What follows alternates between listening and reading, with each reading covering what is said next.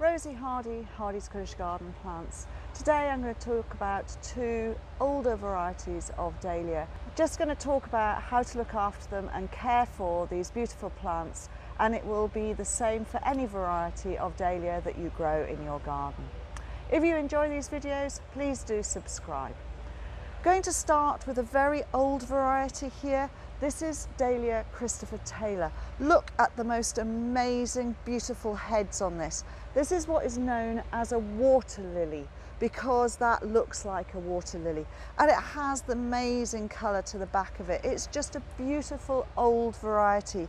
Dark stems on the flowers, good dark green leaf, and it will grow and be quite a tall variety.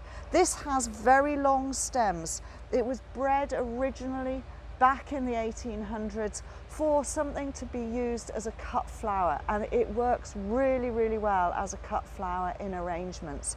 Now in the garden it can be used in the mixed border. Sometimes you may need to support them because the stems get quite heavy, but if you are using them for cutting, then you will be keeping them down and a little bit shorter all the way through.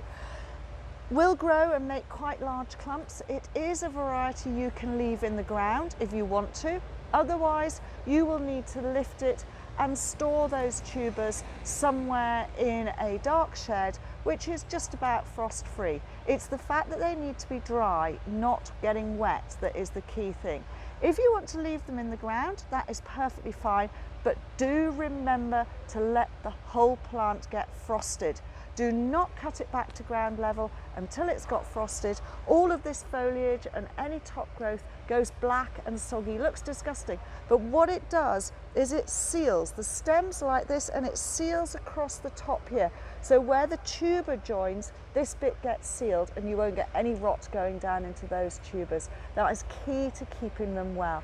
Then if they're in the garden, a deepish mulch, something like bracken or straw, and maybe even a bit of garden fleece over the top so that it doesn't get wet on the crown, will be ideal for looking after these. Okay, so this is a beautiful water lily one. We're going to go over to another one which is a different colour and a different style of flower. We're now at this other variety, and this is Hamari Rose.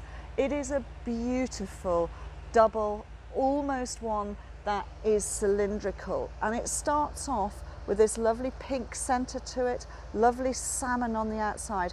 Gradually it opens and opens, and they become more open like this. As they're starting to go over, so you get to see the centre and the anthers of the actual flower itself.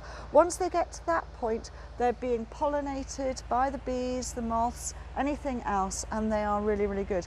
Now this has green stems, it has paler green foliage, still really good, and when they are good thick clumps, this one does not get as tall as Christopher Taylor. So Hamari Rose still has long stems, so therefore good as a cut flower, but it's only going to be somewhere under a metre high when grown. They can be container grown as well, just make sure that they are in a good free draining compost. Those containers can then be put into the shed for the winter, and you can overwinter just in the container, knock them out of the container in the spring, repot, usually end of March time, put a bit of food in there, bring them out and start watering them in a greenhouse, and they will then get away for you really, really well.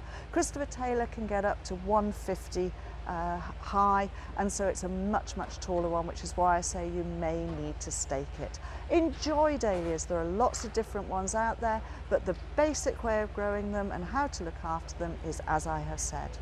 If you've enjoyed these videos, then please do subscribe to the channel. Thank you very much.